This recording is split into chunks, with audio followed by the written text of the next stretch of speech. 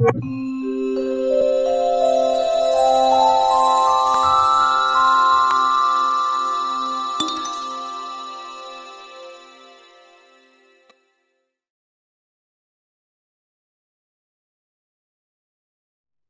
تهنوا ولا تحزنوا وأنتم الأعلون إن كنتم مؤمنین.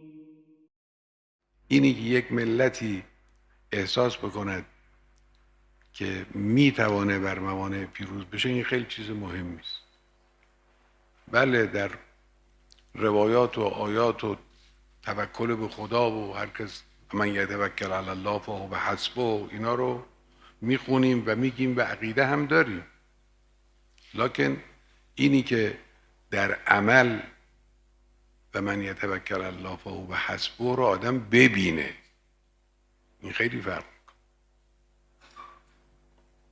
حضرت ابراهیم با اون عظمت به خدای متعال عرض میکنه که میخواهم زنده شدن مرده ها رو ببینم.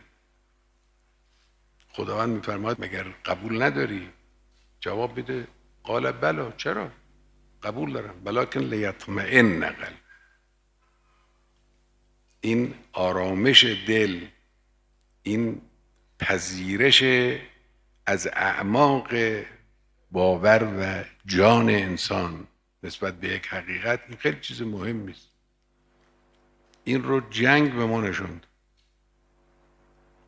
این رو جنگ دفاع 8 ساله به ما نشوند.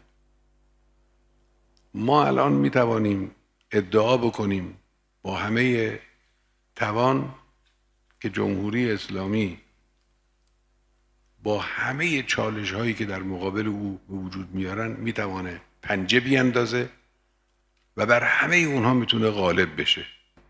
اینا تجربه کرد.